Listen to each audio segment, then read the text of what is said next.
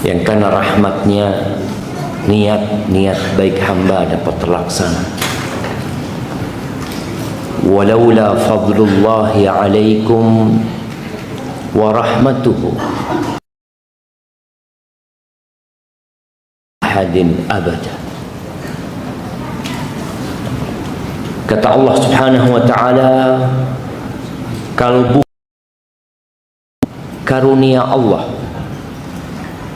dan rahmatnya, maka tidak ada satupun di antara kalian yang bersih. Nggak ada. Kita tahu. Karena dasar rahmat Allah, engkau jadi lembut sama mereka. Itu rahmat Allah. Kita yang berkarakter mulia, kita yang dapat membantu orang lain, kita yang datang sholat subuh berjamaah, itu semua Allah yang bantu. Maka hendaklah kita senantiasa bersyukur kepada Allah dan menghindari yang namanya ujub, bangga dengan diri sendiri. Semuanya Allah yang kasih. Allahumma salli wa sallim ala abdika wa rasulika sayyidina wa maulana Muhammadin wa ala alihi wa ashabihi ajma'in. Ya Allah, semoga salawat dan salam, berkah dan nikmat senantiasa Engkau tambahkan untuk hamba kekasih-Mu, untuk baginda Nabi kita Muhammad alaihi salatu wassalam, untuk keluarga beliau, untuk istri-istri beliau, untuk putra-putri beliau, dan untuk seluruh sahabat Nabi. Semoga Allah meridhai kita bersama mereka. Amma ba'd. Ahibati fillah, sebelum kajian dimulai, ana ingin mengingatkan kembali tentang apa yang harus kita lakukan untuk saudara-saudara kita yang sedang mendapatkan musibah. Musibah itu boleh jadi gempa, banjir bandang, seperti yang terjadi di Libya, seperti yang terjadi di Maruku. Musibah itu boleh jadi serangan dari musuh-musuh yang tidak menginginkan keberadaan umat Islam. Mungkin kita sekarang fokus melihat Gaza. Ya, doakan mereka. Apa yang dapat kita lakukan, lakukan untuk mereka. Tapi ternyata ada kejadian lain yang kita nggak pernah ingat, di Idlib, di Suriah sana. Bagaimana Bashar Assad terus dia melakukan pembantaian kepada umat Islam yang ada di sana. Kalau kita sebagai seorang muslim hanya sibuk memikirkan diri kita sendiri, kata Rasul sallallahu alaihi wasallam, la yu'minu ahadukum, tidak beriman seseorang di antara kalian hatta yuhibba li akhihi ma yuhibbu li nafsihi, sampai dia mencintai saudaranya seperti mencintai diri dia sendiri. Ahibati fillah, dunia ini bukan tempat tinggal.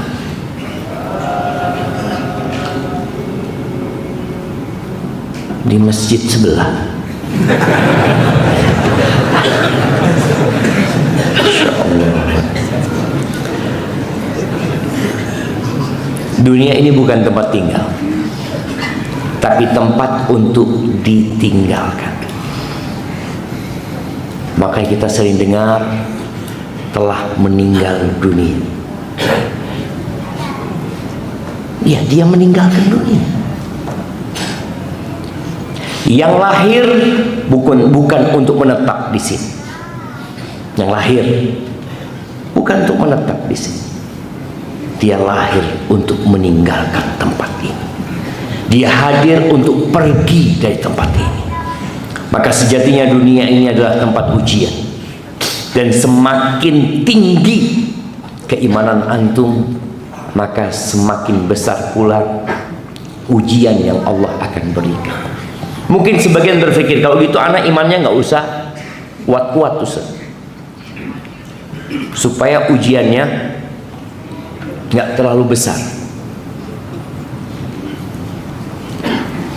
Manusia itu kalau urusan dunia, dia kepingin mendapatkan posisi yang paling tinggi, padahal dia tahu tanggung jawabnya paling besar. Mungkin secara pekerjaan dia nggak banyak, tapi tanggung jawabnya besar sekali. Maka kenapa gajinya direktur sama gajinya cleaning service itu lebih tinggi direktur? Padahal kerjaannya lebih capek sama cleaning service. Direktur duduk tanda tangan fulus. Ini cleaning service bersih maaf fulus. Orang kepingin berpikir, enggak, anak mau kerjaan yang lebih bagus lagi. Ini cuma betul loncatan, anak ingin naik lagi. Tapi untuk urusan surga Allah Azza wa Jalla yang ada 100 derajat di sana, ini orang nggak mau. Maka ahibati fillah, nggak ada ceritanya istirahat di muka bumi. Istirahat itu nanti. Di sini tempatnya kita bekerja, dan di tempat ini Allah berikan ujian kepada kita. Selain musibah, Allah berikan ujian kita dosa. Apakah yang hadir di masjid ini adalah orang-orang yang tidak berbuat dosa? Kita semua pelaku dosa. Sehabis sholat pun kita mengatakan astagfirullah, astagfirullah, astagfirullah. Allah Azza wa Jalla berfirman dalam hadis qudsi mengatakan, ya ibadi. Allah ingin kita sadar dengan hakikat diri kita. Apa kata Allah? Kata Allah, ya ibadi, innakum tukhti'una bil-laili wan-nahar. Wahai hamba-hambaku, kalian itu terus-terusan berbuat dosa siang malam. Bukan tiap pekan loh jemaah. Saya dosanya sepekan sekali. Siang malam. Innakum tukhti'una bil-laili wan-nahar. Tadi malam kita mungkin juga berbuat dosa. Hari ini kita akan menyongsong hari, ya boleh jadi ada dosa yang kita lakukan. Tapi gimana? Sudah menjadi kodrat manusia. Apakah kita biarkan diri kita berbuat dosa terus? Jangan. Kata Allah, wa ana aghfirudz dzunuba jami'an. Dan aku mengampuni semua dosa. Artinya seorang muslim tatkala dia terjebak dalam dosa, dia ingat, oh Allah itu mengampuni semua dosa. Iya. Fastaghfiruni aghfir lakum. Terus apa yang dibutuhkan? Kalian minta ampun aja sama aku. Kalian bertobat aja sama aku ampuni. Subhanallah, betapa nyamannya menjadi seorang hamba Allah Azza wa Jalla, yang tatkala dia bertobat, dia nggak perlu ngasih tahu orang lain, dia nggak perlu pengakuan dosa kepada manusia, nggak perlu. Ketika ada seorang sahabat Ma'iz yang dia ngomong sama sahibnya, nih antum harus jadi orang pinter ya, harus belajar supaya tidak salah dalam memberikan fatwa, supaya tidak salah bersikap tatkala ada satu masalah. Ini Ma'iz ngomong sama sahibnya, aku ini berzina, ngaku sama sahibnya kalau dia berzina. Sama sahibnya dibawa ke Nabi SAW, yang akhirnya nanti berakhir dirajam Ma'is. Nabi mengatakan kepada sahabat yang bawa Ma'is ini, mengatakan, halla satartahu bi izarika, kenapa engkau nggak tutupin dia dengan sarungmu? Bukan malah dibawa, ditutupin. Aib itu bukan untuk disebarkan. Ketika ada seorang mengaku berbuat dosa, engkau kasih nasihat, bertobatlah, jangan dibawa kepada pihak pemerintah yang nanti akan menegakkan hukum kepada dia. Allah itu mengampuni semua dosa. Subhanallah ya. Bagaimana Allah Azza wa Jalla membuka pintu taubat untuk mereka yang mengatakan Isa anaknya Tuhan, untuk mereka yang membunuh para nabi. Jadi kalau antum lihat bagaimana Bani Israel, khususnya dari kalangan Yahudi, mereka membunuh anak-anak, ya, membunuh perempuan-perempuan. Nabi aja mereka bunuh. Nabi mereka bunuh. Nabi Zakaria siapa yang bunuh? Nabi Yahya siapa yang membunuh? Yang mau membunuh Nabi Isa siapa? Ya mereka. Allah Azza wa Jalla mengatakan di surat Al-Maidah 74, afala yatubuna ilallah wa yastaghfirunahu. Kenapa mereka nggak tobat? Kenapa mereka nggak minta ampun sama Allah Azza wa Jalla? Padahal mereka sudah melakukan dosa yang sangat besar sekali. Allah masih panggil, ayo tobat gitu. Cerita Ashabul Ukhdud di surat Al-Buruj. Antum ingat bagaimana mereka membuat parit, yang kemudian di parit itu mereka taruh kayu bakar, lalu mereka bakar, lalu 20.000 manusia. Jadi kalau bicara 20.000 pada masa itu, nggak seperti 20.000 di masa sekarang. Indonesia sebelum waktu merdeka berapa penduduknya? Siapa yang masih ingat? Ini orang-orang tua. Berapa penduduk Indonesia pada waktu kita merdeka? Jadi kalau antum melihat pada masa itu, ya, peperangan yang terjadi 300 melawan 1000, karena memang jumlah penduduknya nggak banyak ya pada waktu itu. Ini yang dibunuh 20.000. Mereka bikin parit yang tidak mau kembali kepada agamanya yang lama, dilemparkan ke parit, terbakar. Sampai cerita seorang ibu sama anaknya, mereka sudah melakukan itu. Apakah kemudian Allah menutup pintu taubat buat mereka? La. Di ayat ke-10 dari surat Al-Buruj, Allah mengatakan, innal ladzina fatanul mu'minina wal mu'minat thumma lam yatubu falahum adzabul jahannam wa lahum adzabul harim. Sesungguhnya orang-orang yang menyiksa orang-orang mukmin dan orang-orang mukminah kemudian belum bertobat. Bayangin, sudah bunuh 20.000, masih Allah aja kemudian tidak bertobat. Artinya Allah aja, ayo tobatlah kalian. Ayo tobat. Allah itu Ar-Rahman Ar-Rahim, jemaah. Sebesar apapun dosa yang kalian lakukan, segera tobat, jangan ditunda. Karena kita nggak tahu ajal kita kapan datang menjemput kita. Ahibati fillah, Abu Hurairah radhiyallahu taala anhu meriwayatkan dari Nabi SAW, fima yahki an rabbih tabaraka wa ta'ala. Ini hikayat dari Allah Azza wa Jalla yang merupakan hadis qudsi. Nabi menceritakan tentang firman Allah Azza wa Jalla. Ini hadis riwayat Imam Bukhari dan Muslim. Apa kata Allah? Aznaba 'abdun dzamban.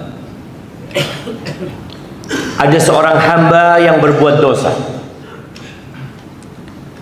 Faqala, lalu hamba ini berkata, Allahumma ighfirli dzambi.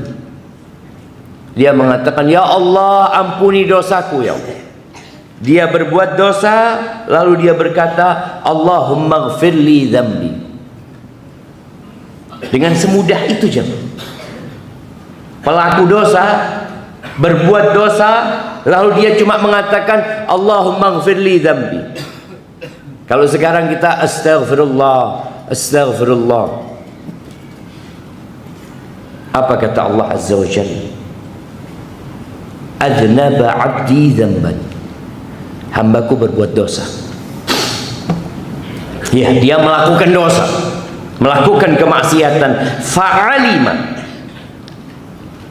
lalu dia tahu anna lahu rabban yaghfiru dzamba wa ya'khudhu bidzambi. Dia tahu dia punya Tuhan yang mengampuni dosa tapi juga memberikan hukuman atas perbuatan dosa. Maka minta ampun hambaku. Artinya ucapan astagfirullah, ucapan Allahumma ighfirli dzambi, itu karena kita tahu kita berbuat dosa dan kita punya Tuhan yang mengampuni dosa dan menghukum perbuatan dosa. Maka itu yang mendorong dia akhirnya minta ampun.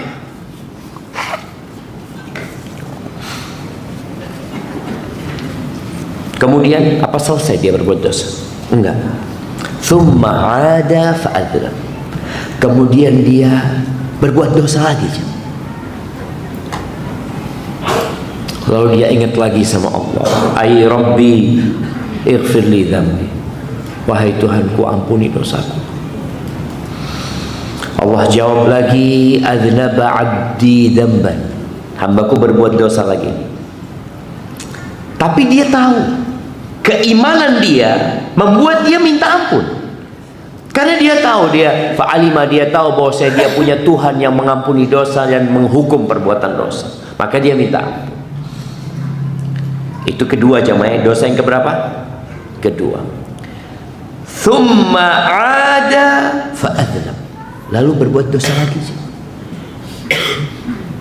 Ketika dia berbuat dosa yang ketiga, dia mengatakan ay Rabbi ighfirli dzambi.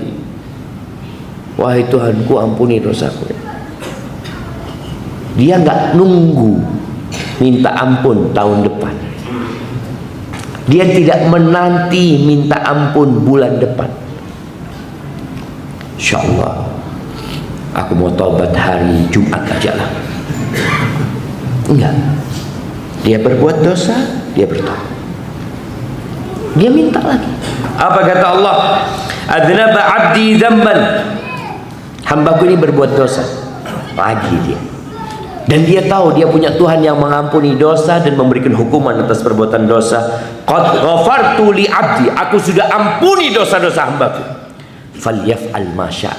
Terserah dia mau berbuat apa. Terserah. Selama dia terus bertobat, aku ampuni dosa. Ini cerita siapa ini? Cerita ana dan antum. Hadis ini menceritakan ana dan antum, bukan orang lain. Antum jangan berpikir, oh itu fulan. Enggak. Kita seperti yang Allah sebutkan di sini, yang nggak berhenti berbuat dosa. Sudah tobat, nanti berbuat dosa lagi. Nanti bertobat lagi, nanti berbuat dosa lagi. Dan teruslah bertobat. Jangan terus berbuat dosa. Arti berusaha. Subhanallah jemaah. Kita itu bersyukur. Allah namanya Ghafurur Rahim. Allah Maha Pengampun dan Maha Pengasih. Allah itu afu. Allah itu Maha Pemaaf dan cinta dengan maaf. Ingat hadis Aisyah ya, ketika dia minta doa kalau ketemu Lailatul Qadar, apa doanya? Allahumma innaka afuun tuhibbul afwa fa'fu anni. Bayangkan di hari yang paling indah sepanjang tahun, di malam yang paling berkah sepanjang tahun, Lailatul Qadar, yang lebih baik dari 1000 bulan, doanya apa? Minta rumah, minta istri, minta tanah, minta maaf. Itu sekelas Aisyah disuruh baca doa itu, istrinya Nabi, yang dia akan bersama Nabi di surga, disuruh baca doa, ya Allah, innaka afu, sesungguhnya engkau maha pemaaf, tuhibbul afwa, engkau cinta dengan maaf, ya Allah, fa'fu anni, maafkan aku ya Allah. Ahibati billah, jangan ditunda. Untuk minta maaf itu jangan ditunda. Seringkali kita berpandangan, berpikiran, berkeyakinan bahwasanya minta maaf itu kapan? Idul Fitri. Iya kan? Sampai kita punya slogan minal aidin wal faizin, mohon maaf lahir batin. Jadi orang kalau punya salah, insyaallah lah, nanti insyaallah pas lebaran Allah minta maaf. Ini menunda tobat ya. Karena kita tahu syarat tobat itu ada 4, 3+1. Nah, antum, ya, apa syarat tobat? Niat apa? Niat tobat, niat untuk tidak ngulangi. Oke, 1. Minta ampun. Terus, antum udah pernah tobat belum? Mana hadiahnya? Belum pernah. Oh, udah. Makanya tanya, kita ini semua tiap hari tobat. Cuma kan kita harus tahu syarat apa? Syarat dan ketentuan berlaku ya. Nah, kasihkan ke beliau. Siap, sebutkan. Menyesali dosanya. Yang pertama menyesali. Oke. Berazam tidak mengulangi. Tadi berniat, bertekad untuk tidak ngulangi. Yang ketiga, Mohon ampun kepada Allah. Yang terkait manusia, meminta maaf dan beridul. itu yang +1, 3+1. Kalau mohon ampun, ya itu tobat itu minta ampun itu. Nah, syaratnya apa? Ada satu lagi. Tapi bahwa itu benar-benar kesalahan. Kita kan menyesali, mengakui. Nah, Berazam. Masya Allah, fadhal. Kayaknya ada yang belum lengkap syarat tobatnya teman-teman ini. Nah, meninggalkan. Jangan menyesali tetap ngocok ya. Aduh ya Allah. Kayak orang karena kalah, dia nyesel karena kalah, bukan nyesel karena tobat. Fadhal, barakallahu fikum. Iya, jadi tadi yang pertama menyesali, kemudian niat untuk tidak mengulangi. Bukan tidak ngulangin ya, bukan tidak ngulangin. Ingat, tapi bertekad untuk tidak ngulangi.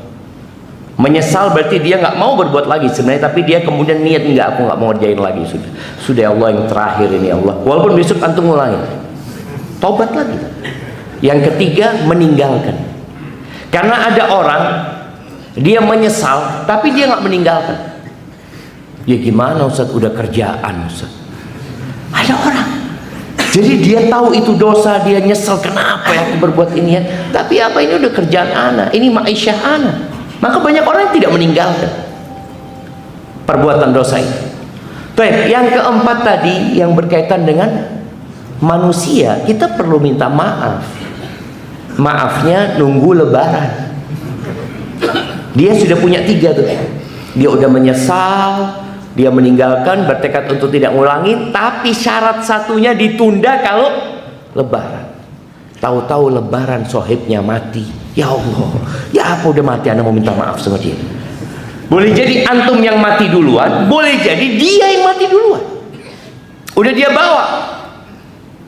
Nanti antum dituntut di masa dibangkitkannya manusia. Maka jangan menunda. Allah Azza wa Jalla berfirman di surat Ali Imran ayat 133.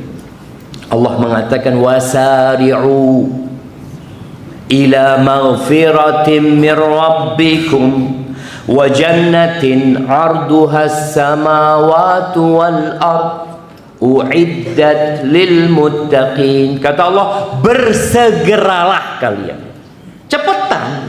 Loh, kemana cepetan? Menuju ampunan Allah. Di sini suruh tobat cepetan kita. Mohon ampun itu jangan santai. Makanya kalau kita lihat jemaah, kita kalau mau cari dunia, orang-orang itu nggak santai. Antum lihat jam 7, sebelum jam 7 ya, orang sudah pada mandi, ini itu. Loh, antum mau kemana? Mau ngantor lah. Itu segera. Tapi menuju kepada Allah, dia santai. Dia mengatakan, insya Allah, doakan Ustaz, anak belum dapat hidayah Ustaz. Jadi dia bukan, iya Ustaz, dengarkan kajian, dia langsung bertobat kepada Allah Azza wa Jalla. Itu harapannya. Allah katakan wasari'u, menuju kepada ampunan Allah dan surganya. Karena antum nggak bakal masuk surga kalau Allah nggak ngampuni dosa-dosa. Makanya dikatakan masuk surga itu dengan rahmat Allah Azza wa Jalla. Kalau Allah nggak kasih antum, ya gimana antum akan masuk surga?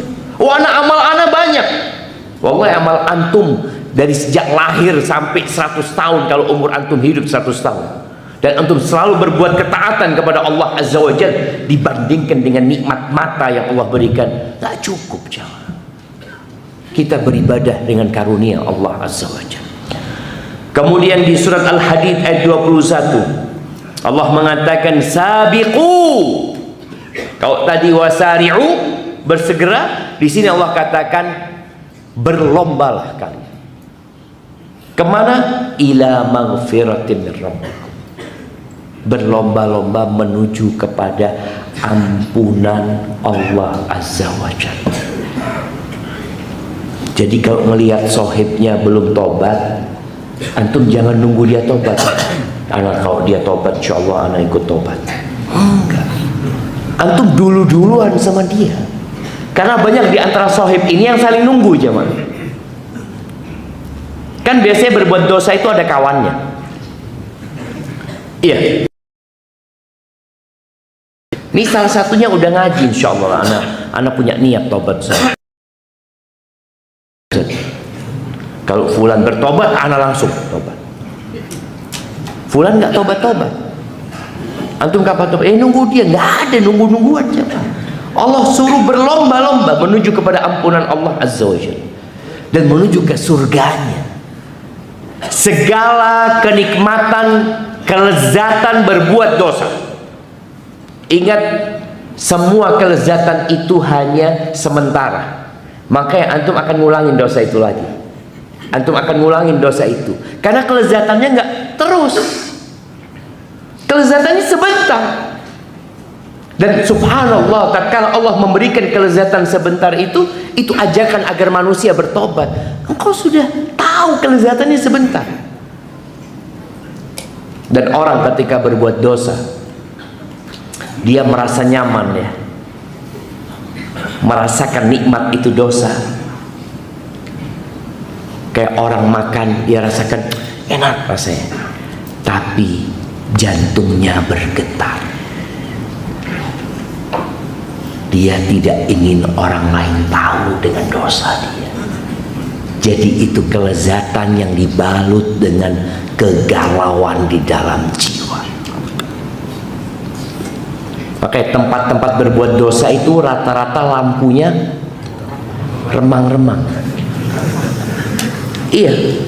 Tapi kalau tempat-tempat berbuat yang halal, masya Allah terang benderang. Antum lihat tempat perzinaan dengan tempat pernikahan. Antum lihat pernikahan, mereka bikin undangan. Bahkan setelah undangan disebar, dia bikin status. Ada lihat orang berzina bikin undangan, lalu bikin status. Nggak ada. Tatkala ketahuan dia berzina, tatkala ketahuan video dia berzina disebarkan, maka dia mulai merasakan azab dan siksaan itu. Karena memang dosa. Ahibati billah, jangan menunda tobat. Allah itu suka banget dengan orang yang bertobat, cinta. Beda ya, ada orang yang berbuat salah sama kita, kemudian dia minta maaf, kita tolak. Kita sering kan sakit hati sama orang yang berbuat dosa sama kita. Dia datang minta maaf, enggak, sudah, tidak ada maaf buat engkau, sudah, aku nggak mau kenal lagi sama engkau. Itu terjadi dengan manusia. Sama Allah lah. Allah itu Ghafurur Rahim. Allah Azza wa Jalla berfirman di surat Az-Zumar ayat 53. Apa kata Allah? Qul ya ibadiyalladzina asrafu ala anfusihim la taqnatu min rahmatillah. Allah mengatakan, katakan Muhammad kepada hamba-hambaku itu yang mereka melampaui batas dalam dosa mereka. Banyak sekali dosa mereka. Mungkin ada sebagian dari kita yang kalau hijrah mengatakan, Ustaz, dosa apa yang Anda tidak lakukan, Ustaz? Semua sudah Anda lakukan. Kata Allah, la taqnatu min rahmatillah. Jangan putus asa dari rahmat Allah. Kenapa? Innallaha yaghfirudz dzunuba jami'a. Sesungguhnya Allah mengampuni semua dosa. Semua dosa. Innahu huwal ghafurur rahim. Sesungguhnya dia maha pengampun dan maha pengasih. Itu Allah Azza wa Jalla. Maka jangan pernah antum putus asa. Kemudian di hadis qudsi yang diriwayatkan Imam Tirmidzi, Allah mengatakan, ya ibna Adam, wahai anak Adam, innaka ma da'autani wa rajautani ghafartu laka ala ma kana minka wa la ubali. Wahai anak Adam, selama engkau berdoa sama aku, selama engkau berharap kepadaku, aku nggak peduli dengan dosa-dosamu, aku ampuni semuanya. Tapi syaratnya kita minta ampun, tobat. Jadi nggak seperti manusia, kalau kita berbuat dosa kita dipecat. Coba antum melakukan kesalahan di sebuah perusahaan, apa yang akan dilakukan? SP1, berbuat dosa lagi, SP2, berbuat dosa lagi, SP3, berbuat dosa lagi, selamat tinggal.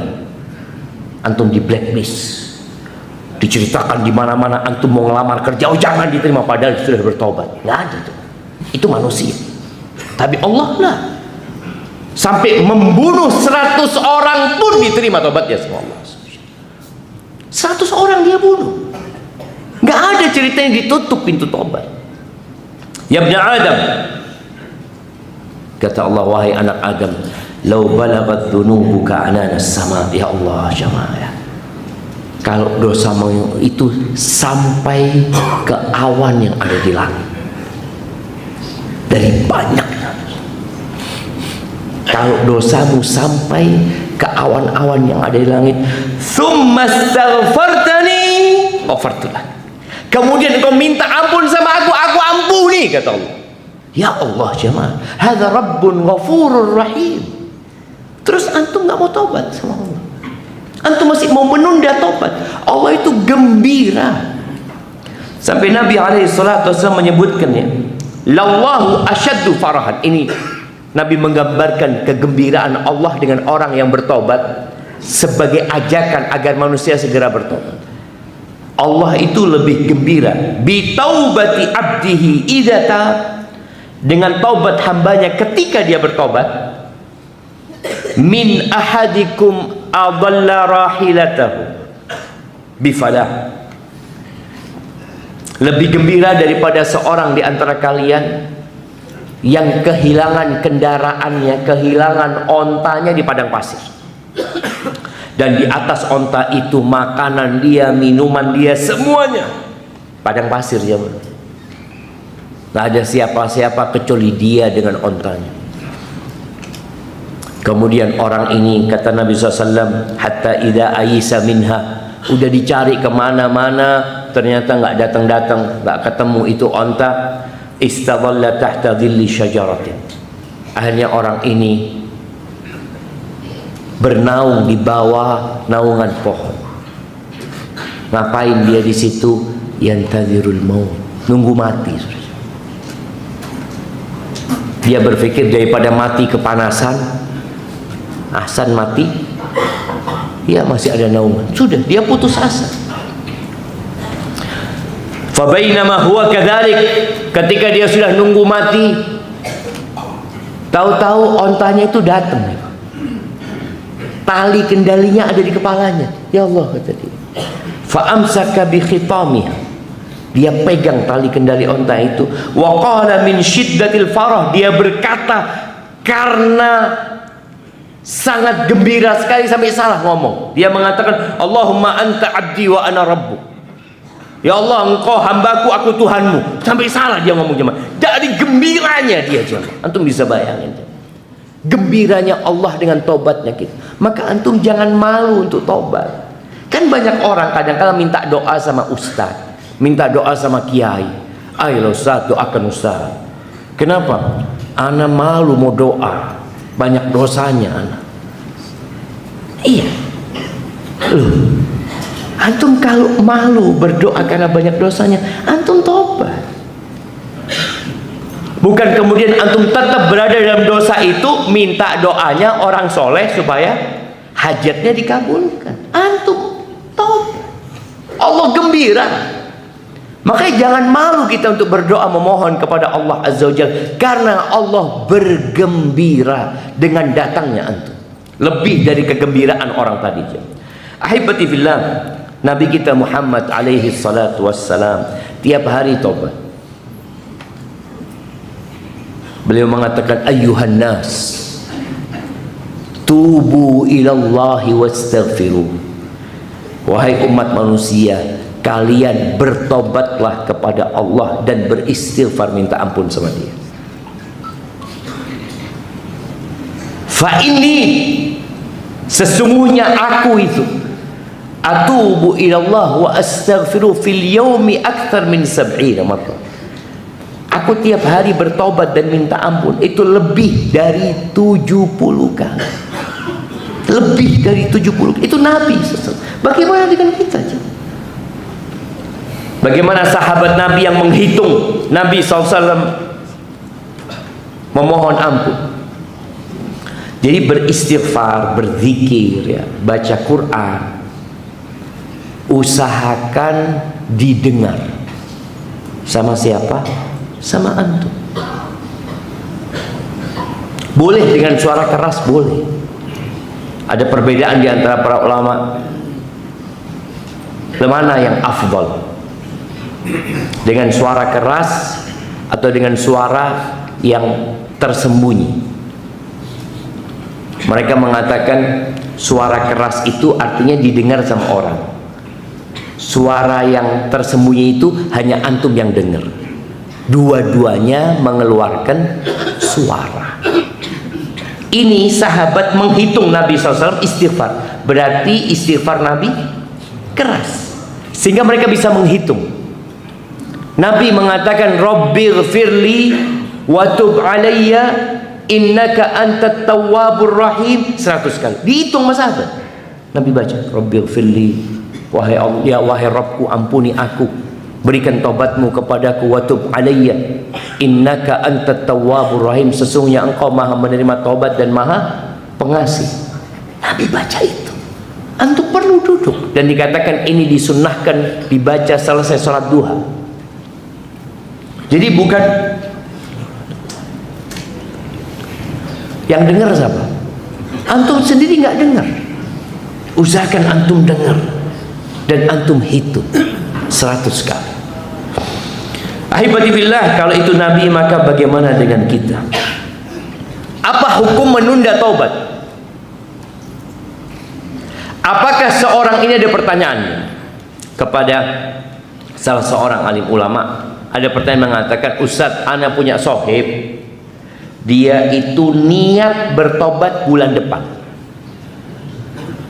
Niat dia ngomong, kan cerita kan, engkau gimana?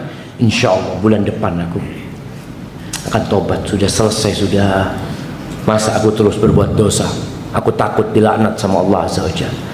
Subhanallah, sebelum bulan depan mati dia. Apakah niat dia ditulis? Mana jawab? Ditulis nggak niat dia? Nggak tobat dia.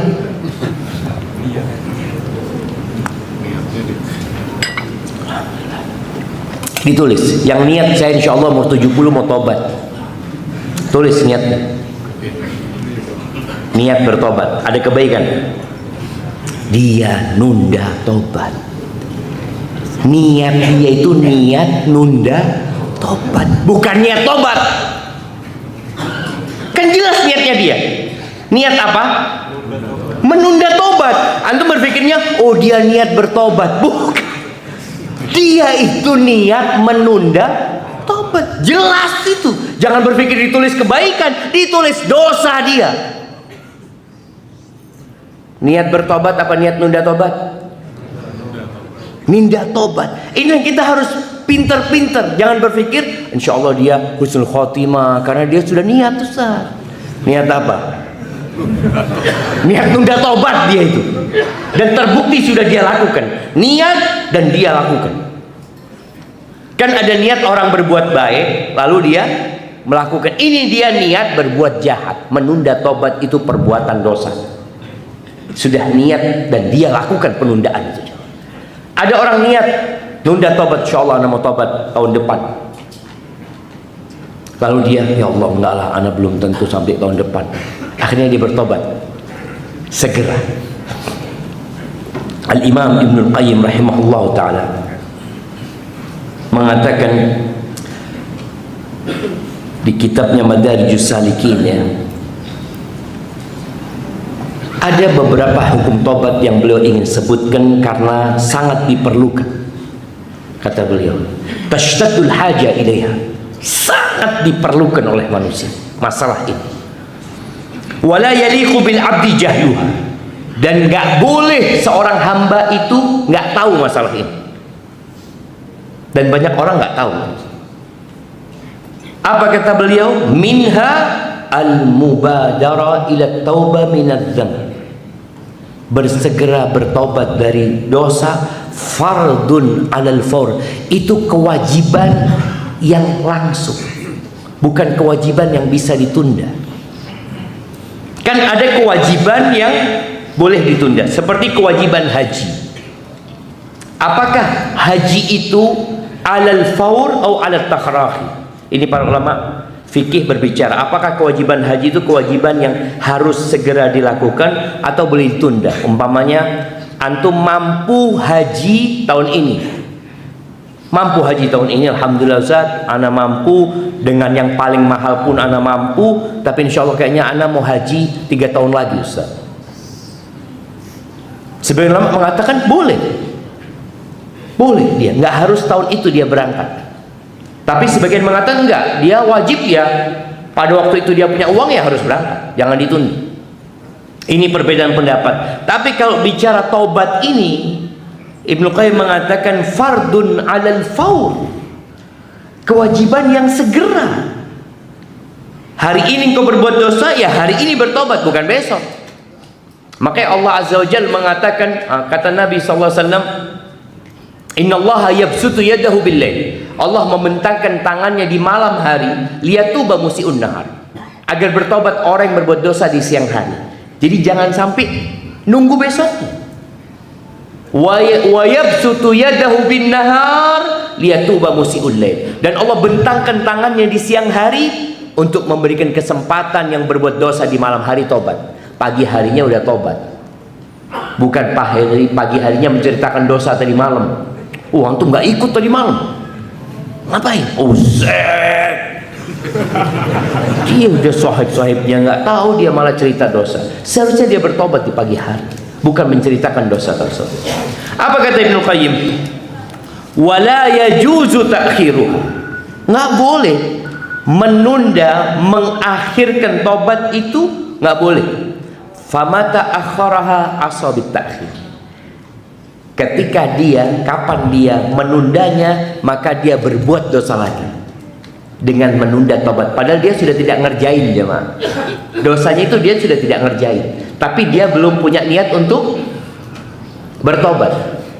Kan menyesal, meninggalkan, bertekad untuk tidak ngulangin. Dia masih punya niatan untuk ngulangin. Dia nggak tobat. Maka kata beliau, famata akharaha asabit ta'khir. Fa idza taba minadz dzambi, kalau akhirnya dia tobat dari dosa dia, baqiya alaihi taubatun ukhra, masih ada kewajiban tobat yang lain buat dia. Wa hiya taubatuhu min ta'khir taubah, yaitu tobat dari menunda tobat. Dia berbuat dosa hari ini, hari Sabtu, dia tobatnya hari Jumat. Sudahlah ya Allah, aku minta maaf ya, aku nggak akan ngulangin lagi. Dia lupa dari sejak hari Sabtu, Ahad, Senin, Selasa, Rebu, Kemis, ada 6 hari kira-kira dia menunda tobatnya, dan dia harus bertobat dari penundaan tobat tersebut. Dia minta ampun, ya Allah, aku sudah nunda tobat, ya Allah, aku tidak akan ngulangin lagi. Maksudnya tidak akan ngulangi penundaan tobat tersebut. Disebut oleh beliau, wa qalla an takhtur hadhi bi balit taib, dan jarang kali hal ini terbetik di hati orang yang tobat. Umpamanya dia tobat dari riba, 10 tahun dia melakukan riba, kemudian dia bertobat. Ya sudah, dia pikir tobatnya cuma tobat dari riba, selesai. Padahal dia punya 10 tahun menunda, dan itu dosa yang dia harus bertobat. Bal indahu annahu idza taba min adz-dzambi lam yabqa alaihi syai'un akhar. Pikiran dia sudah selesai. Kalau aku bertobat dari dosa tersebut, udah nggak ada lagi. Padahal dia punya dosa dari penundaan tobat tersebut. Ahibati fillah, kemudian Al-Izz bin Abdissalam rahimahullahu taala, beliau mengatakan, wat taubatu wajibatun 'alal fawr. Tobat itu kewajiban yang disegerakan, nggak boleh ditunda. Beliau mengatakan, faman akharaha zamanan sara asiyan bi ta'khiriha. Barang siapa yang menunda dalam masa tertentu, maka dia berbuat dosa lagi dengan penundaan tersebut. Wa kadzalika yatakarrar isyanuhu bi takarrul azminatil muttasi'alah. Terus dosa itu berulang karena dia nunda 7 hari, tiap hari dia berbuat dosa. Padahal dosa yang itu sudah nggak dikerjain, jemaah. Anggap naudzubillah dia berzina. Dia berzina. Dia berzina ketika ada dinas luar kota. Dia pulang ke rumahnya, dia nggak berzina kan? Dia kerja di kota, dia nggak berzina, tapi nggak niat tobat. Dia masih berpikir, nanti kalau aku keluar kota lagi, dia akan lakukan itu lagi. Kemudian suatu saat tahu-tahu dia bertobat. Dia lupa dengan penundaan ini, padahal tiap hari dia terhitung berbuat dosa. Dosa nunda tobat tadi. Dia kan mau berzina, cuma belum sampai waktunya, nanti waktunya insyaallah akhir bulan. Na'udzubillah min dzalik. Ini menunjukkan dia menggabungkan 2 dosa, ya. Dosa yang dia kerjakan dan dosa penundaan tersebut. Ahibati fillah, kenapa kita harus segera? Di surat Luqman ayat 34, Allah mengatakan, innallaha 'indahu ilmus sa'ah. Ini cerita tentang kunci-kunci hal gaib yang hanya Allah yang tahu. Sesungguhnya di sisi Allah itu ilmu kiamat kapan terjadi, hanya Allah yang tahu. Yang kedua, wa yunazzilul ghaith, dan Allah yang menurunkan hujan. Apakah mendung pertanda hujan? Iya, boleh jadi, tapi belum tentu turun hujan. Allah yang tahu. Makanya orang-orang yang masih percaya dengan pawang hujan perlu baca ayat ini. Yang menurunkan hujan itu Allah Azza wa Jalla. Orang beriman, kalau hujan nggak turun, apa yang dia lakukan? Istisqa. Masjid Ukhwah sudah istisqa? Belum? Sudah istisqa belum? Kenapa nggak istisqa? Banyak hujan di sini. Istisqa, minta hujan. Doa itu menunjukkan kita butuh sama pertolongan Allah Azza wa Jalla. Bukan nanti lah Ustaz, kalau waktunya hujan turun ya turun lah. Minta. Perlu adakan acara istisqa, minta hujan. Karena Allah yang menurunkan hujan. Kalau hujan terus turun membuat banjir dan tenggelam sebuah kota, gimana? Doa lagi minta sama Allah Azza wa Jalla agar hujan itu tidak sampai menjadi azab buat mereka. Allah yang menurunkan hujan. Wa ya'lamu ma fil arham. Yang ketiga, Allah yang tahu dengan yang di rahim. Oh, sekarang kan udah ketahuan Ustaz, laki perempuan ya. Tapi tahu nggak engkau ini yang di rahim keluarnya hari apa, jam berapa, rizkinya dia berapa, ajalnya dia seperti apa? Nggak ada yang tahu.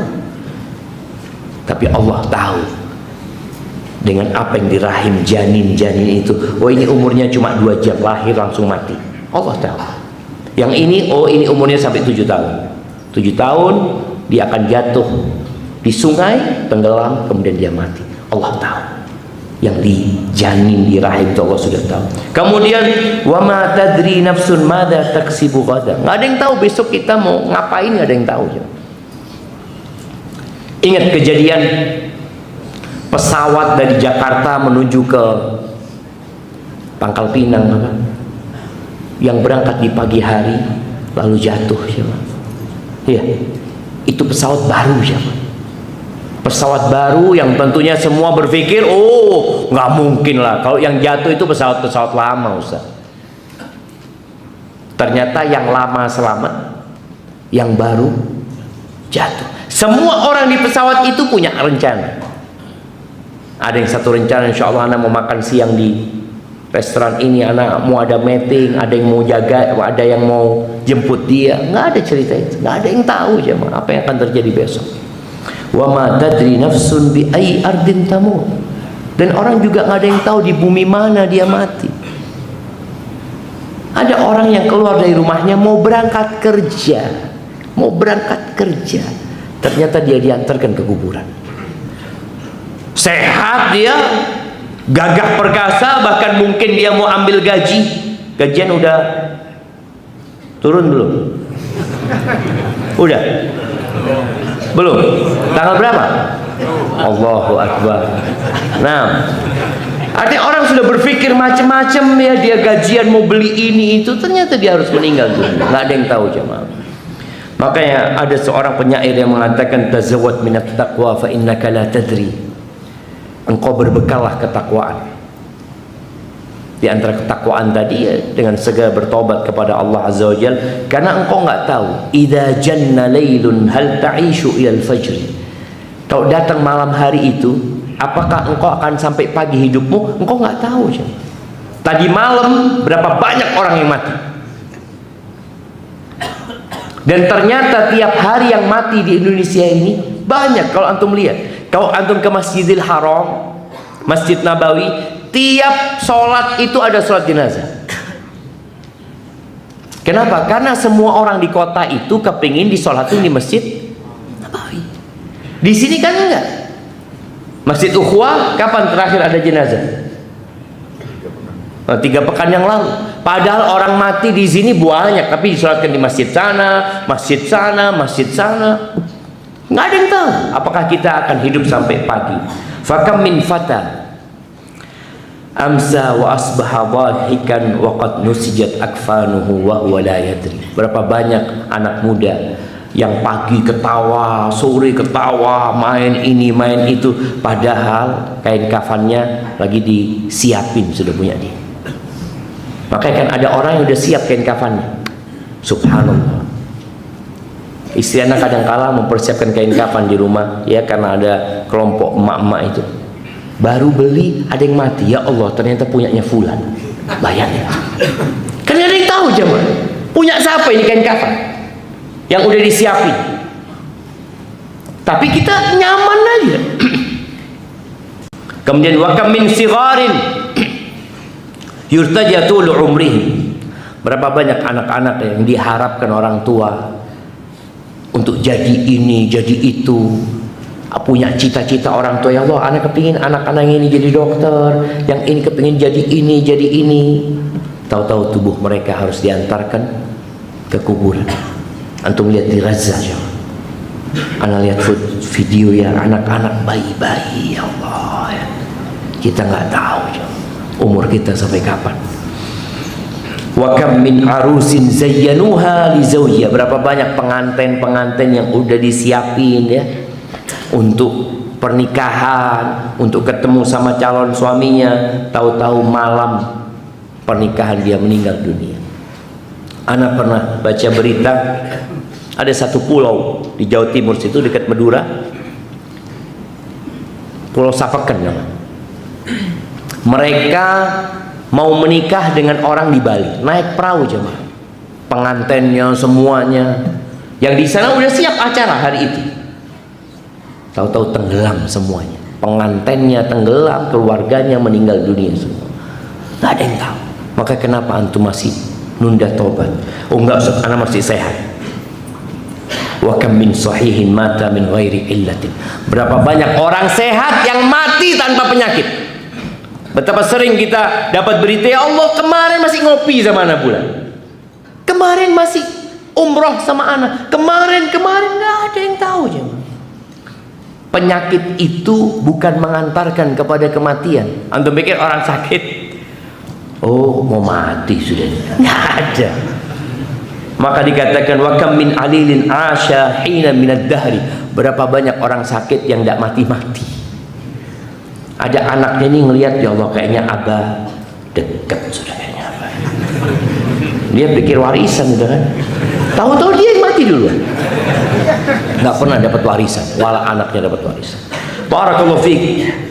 Maka wasari'u, bersegeralah menuju kepada ampunan Allah Azza wa Jalla dan jangan menunda-nunda. Saya akan jawab beberapa pertanyaan yang masuk. Kalau ada pertanyaan bisa dikirimkan ke depan, jemaah. Antum dapat banyak ternyata sudah.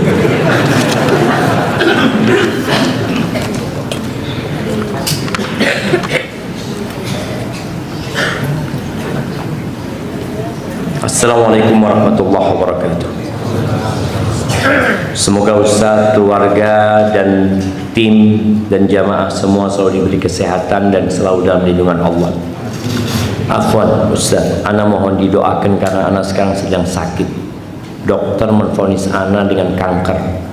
Qadarullah sudah stadium 2. Sekali lagi ana mohon didoakan Ustaz dari jamaah ukhuwah untuk kesembuhan ana dan ana bertawassul kepada orang soleh. Boleh kan Ustaz? Boleh lah jamaah.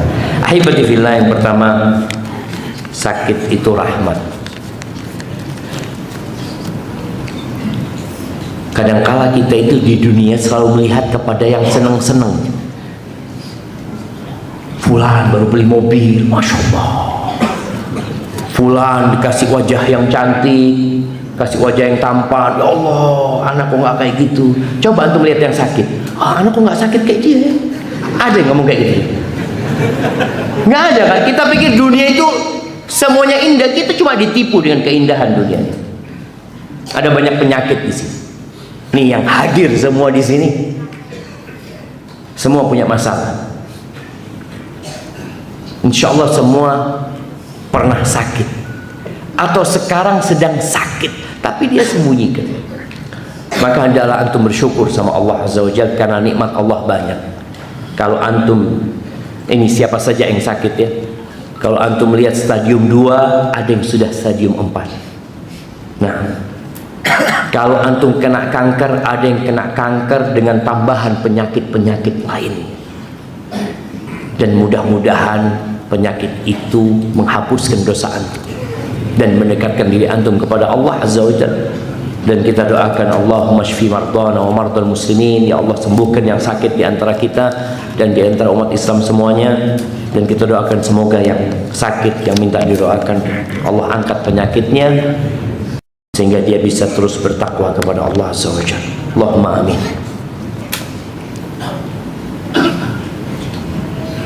Ustaz,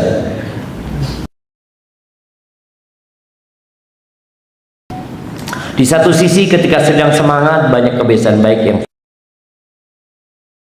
Tapi kalau malas bahkan sholat wajib pun hanya sekedar sholat Ustaz. Kadang malah di akhir waktu, terlebih sholat subuh. Dan bagaimana tips agar bisa berhenti dari kecanduan nikotin, merokok Ustaz? Sebab dulu guru agama saya berkata bahwa rokok itu makruh. Dan setelah saya mencobanya sejak 13 tahun yang lalu, saya jadi kecanduan. Lihat jemaah, fatwa makruh itu, oh makruh, jazakallah khair. Makruh itu ditinggalkan, bukan dikerjakan. Orang berpikir makruh itu anjuran untuk dikerjakan. Enggak, ini harus dipahamkan. Yang haram itu ditinggalkan, iya haram. Makruh, ya nggak apa-apa kan Ustaz. Padahal kalau bicara hukum makruh itu, ditinggalkan dapat pahala, dikerjakan nggak apa-apa. Seperti itu hukum fikihnya kan. Tapi ditinggalkan dapat pahala, berarti antum disuruh meninggalin, bukan disuruh sama guru agamanya makruh. Tafadhol, tafadhol, makruh antum tinggalin gitu jamaah. Dan kalau lihat fatwa para ulama yang mengatakan haram, dia merasakan sendiri apa sih manfaatnya. Ada guru kita dulu dari Maroko jamaah, Syekh, dia ngerokok pasti jangan. Kata dia jangan ada yang ngerokok. Ngerokok ini bahaya buat kesehatan, bahaya buat dompet kita. Syekh, antum, ya apa ya? Ya doakan. Artinya dia ingin meninggalkan gitu jamaah. Dia ingin meninggalkan. Artinya dia tahu ini nggak boleh sebenarnya. Tapi tadi udah kebiasaan dan sudah kecanduan, jadi penyakit jamaah. Jadi penyakit sosial, penyakit ekonomi ya. Sampai ada seorang bapak, dia tukang becak, dia minta keringanan kepada sekolah untuk SPP anaknya. SPP anaknya itu 50.000 satu bulan, dia nggak mampu.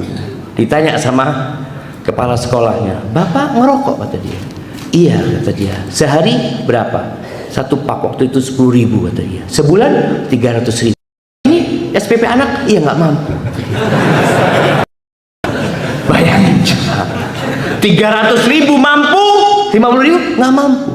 Kenapa? Kalau ini kebutuhan, ini pendidikan anak, ya kan nggak harus kan lah.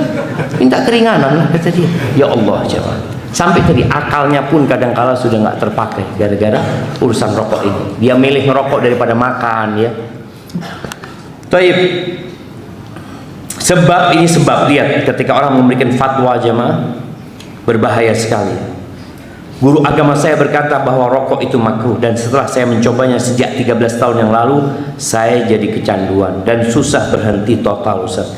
Misalnya habis makan langsung kepikiran merokok, mau buang air besar sambil merokok.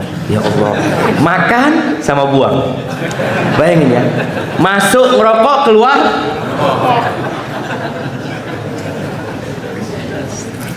Baca buku juga sambil bikin kopi sama menyiapkan rokok.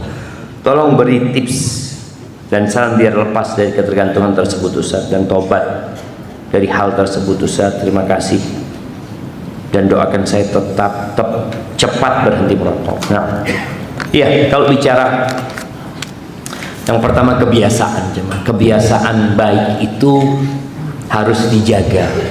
Ketika imanmu turun, kerjakan yang wajib-wajib saja. Jadi ingat, tatkala iman kita turun, yang wajib tetap harus antum jaga. Biasanya kita kalau iman turun sudah qobliyah, ba'diyah udah enggak sudah. Terus apa lagi? Yang enggak.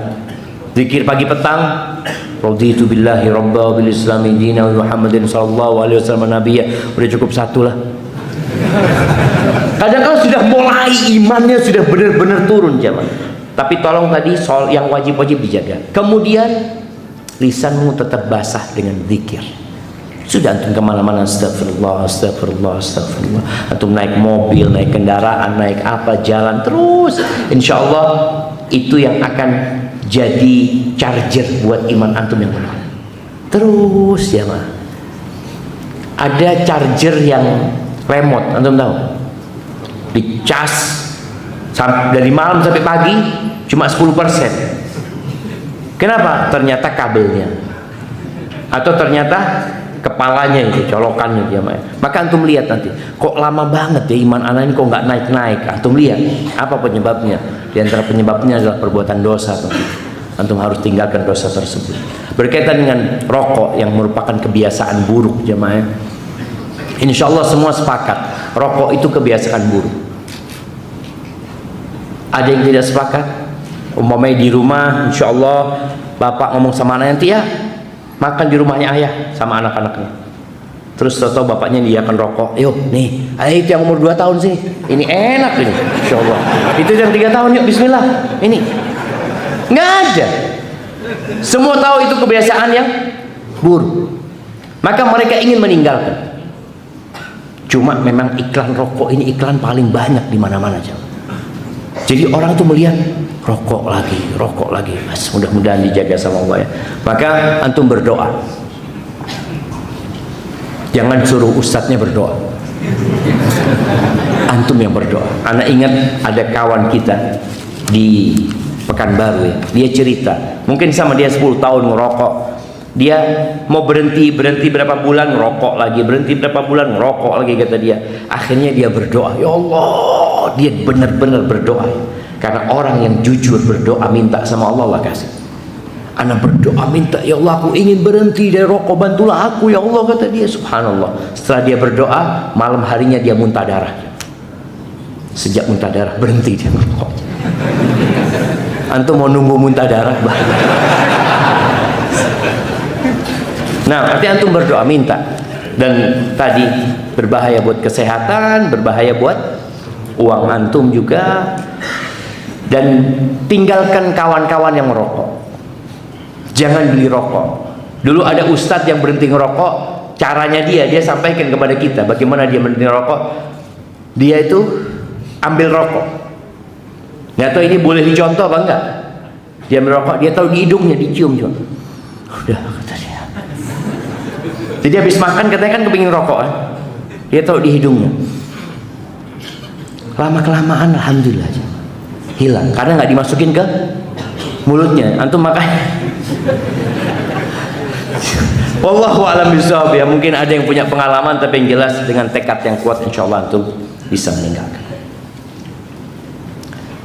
Ustaz, ana pernah melakukan kekhilafan dan kesalahan dan berzina. Lalu ana bertobat dan tidak pernah melakukannya lagi. Apakah ana harus memberitahu istri ana dan meminta maaf atau cukup ana tutupi dan tidak mengulangi lagi? Iya, cukup untuk tutupi. Suami yang berzina, istri yang berzina, jangan pernah cerita kepada pasangan hidup. Loh, ana kan berkhianat sama dia, ini dosanya sama dia enggak? Dosa zina ini sama Allah. Urusannya sama Allah subhanahu, bukan urusannya sama pasangan hidup kita. Bukan yang perlu syarat keempat tadi. Urusannya antum mau minta dihalalkan sama istri antum. Halalkan ya anak zina kemarin. Nggak ada. Karena itu bukan haknya istri. Dan istri juga tidak punya hak menyuruh suaminya berzina, nggak ada. Ini benar-benar dosa antara hamba sama Allah Azza wa Jalla. Maka tatkala ada seorang wanita bertobat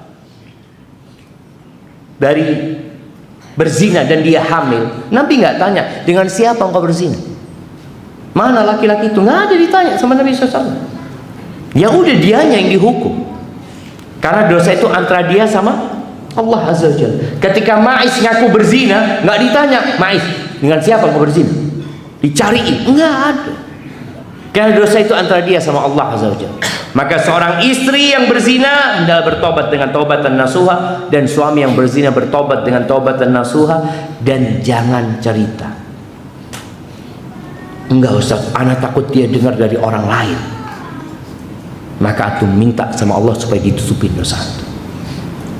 Jangan kemudian antum cerita, akan bikin rumah tangga antum berantakan. Dosa itu ditutupin bukan untuk diceritakan, ditutupin. Barakallahu fikum. Assalamualaikum warahmatullahi wabarakatuh. Afwan Ustaz, apabila kita punya menantu laki-laki yang sudah berumah tangga lebih dari 4 tahun, Tapi kalau diajak sholat atau disuruh sholat ke masjid tidak dilakukan, sering menolak, tidak mengikuti. Apakah mantu seperti ini sudah termasuk udzur syar'i? Udzur syar'i atau saya minta, jika istrinya atau anak saya meminta talak, atau saya minta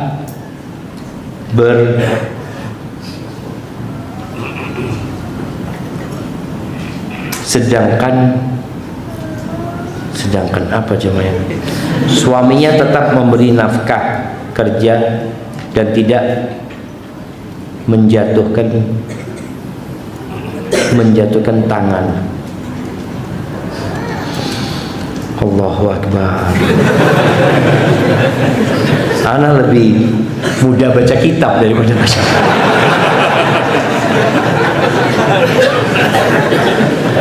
Umur berapa laki-laki dikatakan sudah tua untuk kasus berzina atau laki-laki tua yang berzina? Mohon penjelasannya, jazakallahu khairan. Iya, kalau dia nggak sholat, pertanyaan perlu dilihat apakah dia nggak sholat atau memang dia sholat tapi nggak ke masjid. Kalau ternyata dia sholat tapi dia malas-malasan, dia nunda waktu sholatnya, alhamdulillah dia masih sholat seperti itu. Dan tinggal bagaimana memotivasi iman dia. Jadi nyuruh orang ke masjid itu mudah, tapi bagaimana menumbuhkan keimanan diri dia? Engkau tuh kalau sholat dapat ini loh. Manusia itu budak. Hampir nggak ada atau nggak ada manusia yang mau berbuat tanpa pamrih. Semua ingin sesuatu. Kita menginginkan sesuatu. Kita pun datang kajian kepingin dapat sesuatu. Kita bersedekah, kita ingin dapat sesuatu. Kita sholat, maka jelaskan kepada menantu ini, engkau tuh kalau sholat dapat ini loh, dapat ini, dapat itu. Dan yang nyuruh engkau sholat bukan bosmu, dia memotivasi dia.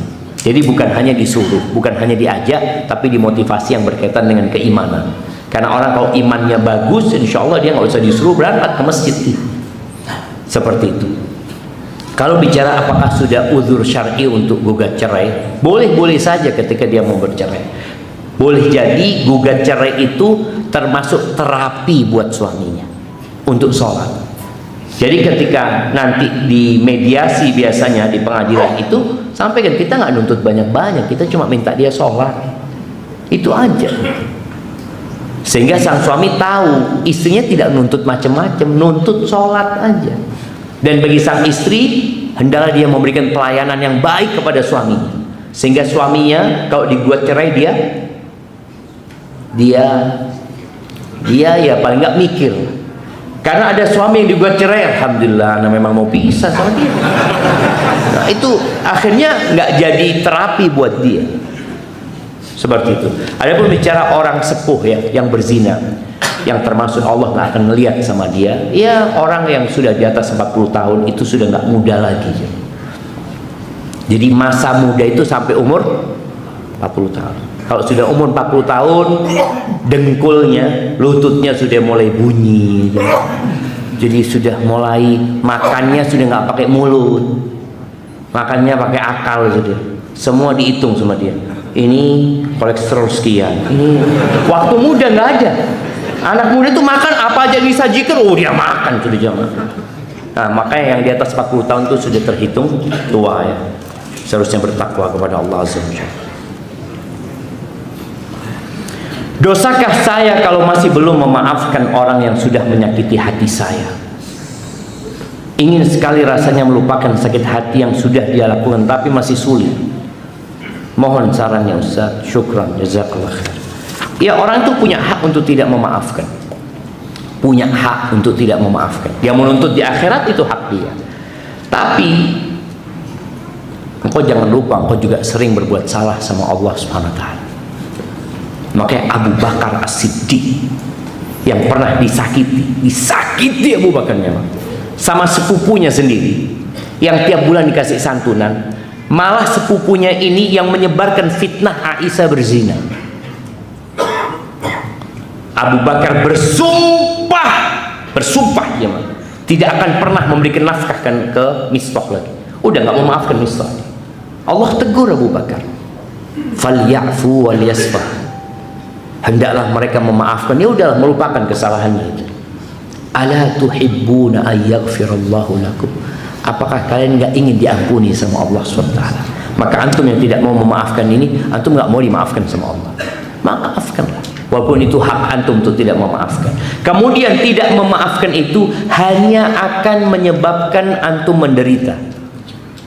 Antum kalau tidak memaafkan orang yang berbuat jahat sama antum, setiap ketemu sama orang itu, apa yang terjadi dengan dada antum? Sesak. Jangan lihat orang, lihat mobilnya. Na'udzubillah, ngaji juga dia ternyata. Lihat mobilnya, ini orangnya gak kelihatan jemaah.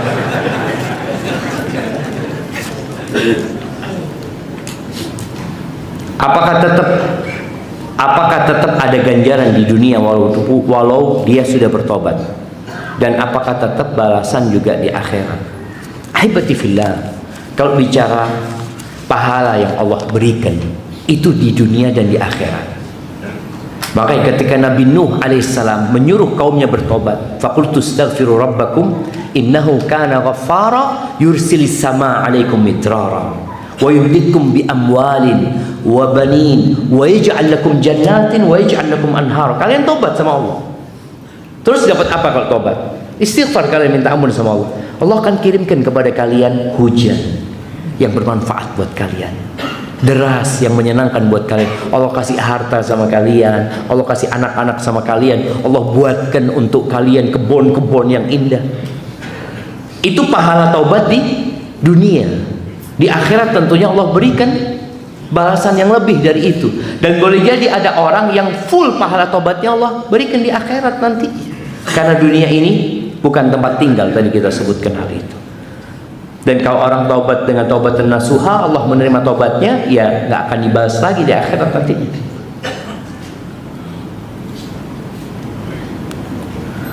Afwan, yang akan ana sampaikan jauh dari tema, Ustaz. Antum siap-siap dengerin ya.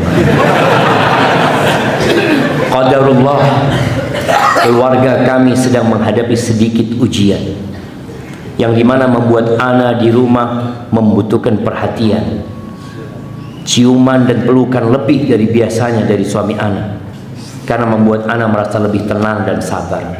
Namun sepertinya hal itu membuat suami ana kesel dan merasa terganggu.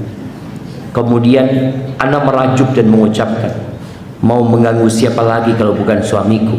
Masa mau mengganggu suami orang?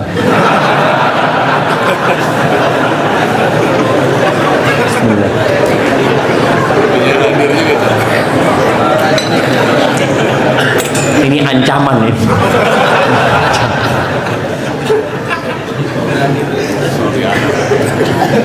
Puncaknya suami mengatakan kepada anak untuk mengganggu suami orang aja.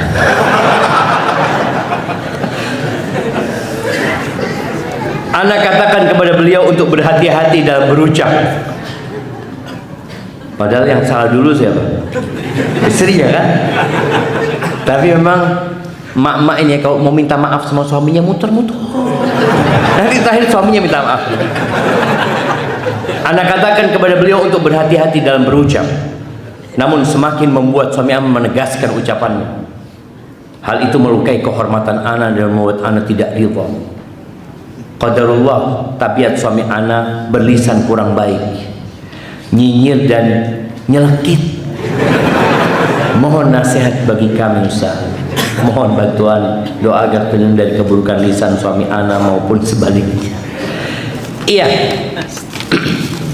Buat para istri, istri itu biasanya udah tahu dengan kebiasaan suaminya.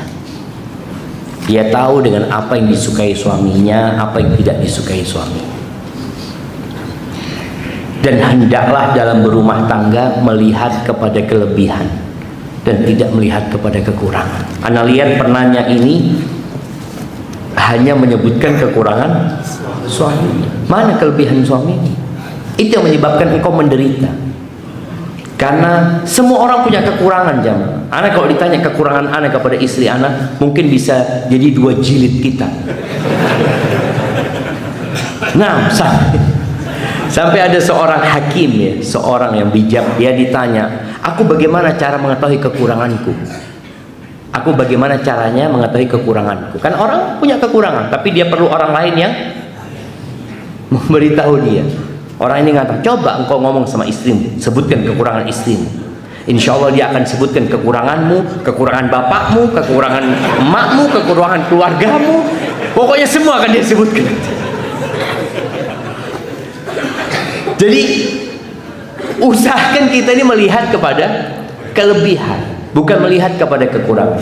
Maka dari pertanyaan jelas bahwa sang istri melihat kepada kekurangan. Engkau lihat suamimu, oke, dia punya lisan yang tadi nyelekit. Kalau mungkin tadi engkau punya masalah, engkau butuh dimanja sama suamimu, sedangkan suamimu mungkin punya masalah yang dia nggak cerita sama dia.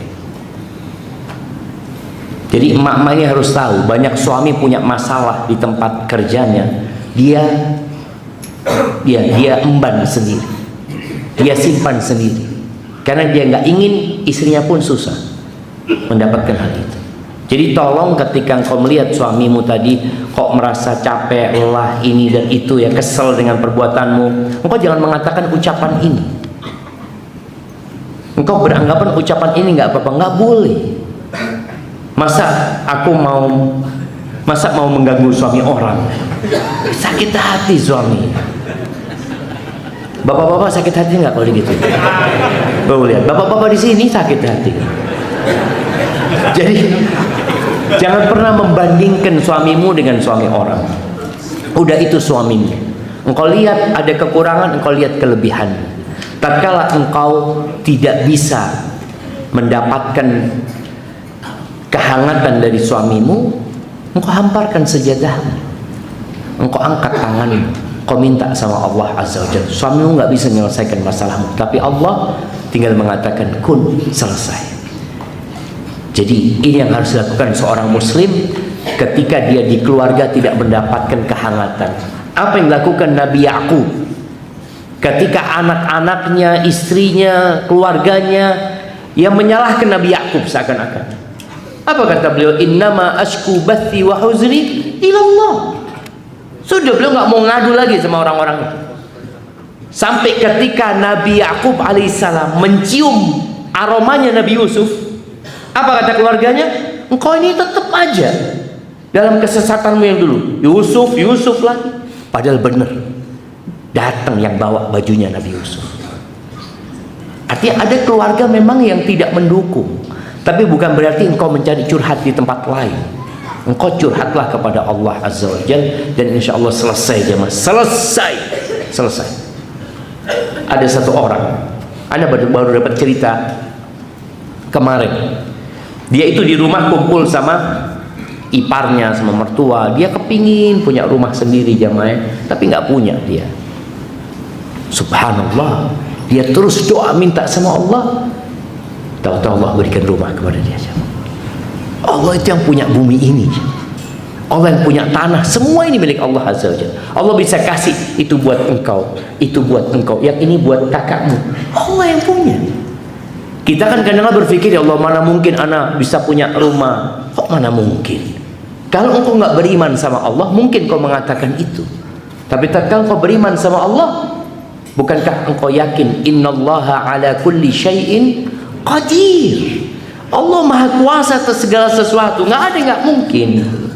Maka tolong kita melihat kepada kelebihan pasangan hidup kita, kemudian berusaha minta maaf sama suami.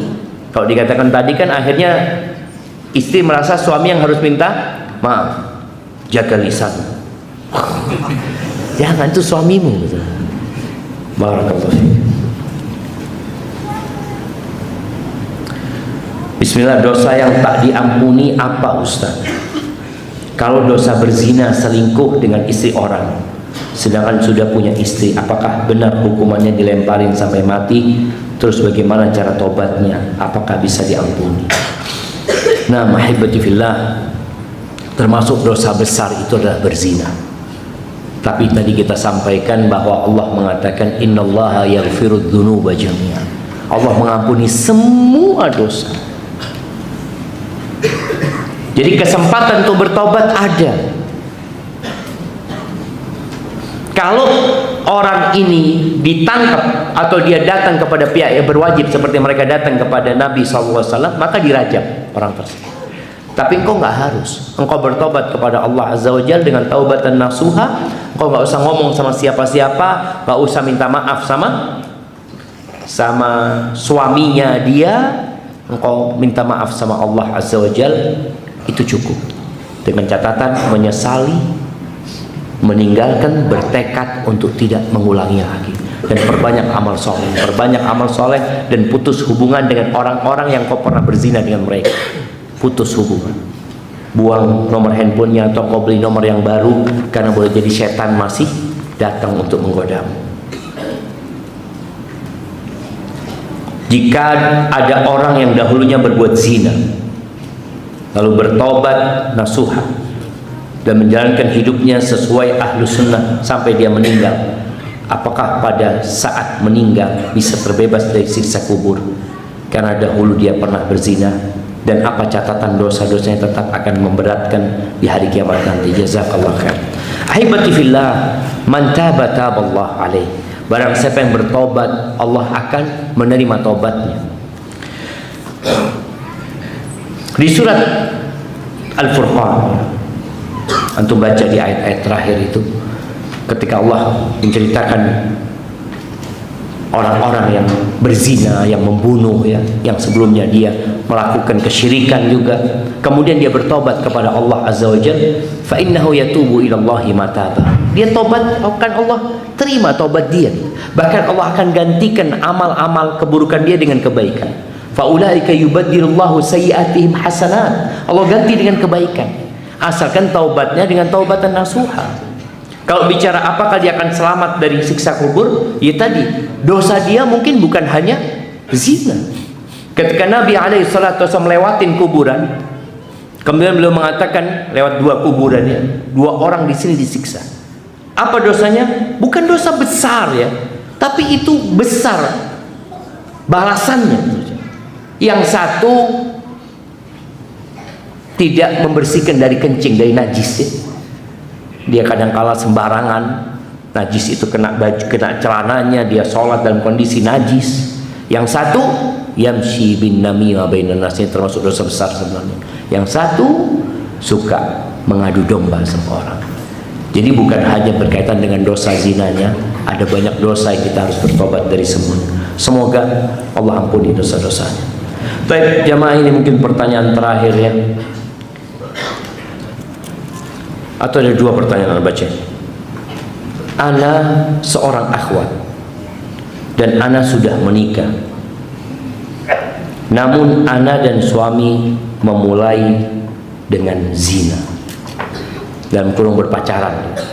Tapi alhamdulillah ana mendapat hidayah untuk berhijrah bersama suami. Apakah Allah ampuni dosa pacaran dulu jika ana dan suami sudah bertobat? Karena ana takut dosa-dosa ana akan terulang ke anak-anak nanti.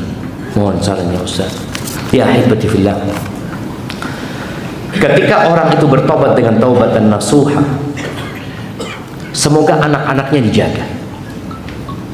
Tapi ada orang, ya Allah jamaah, dia menikah berzina.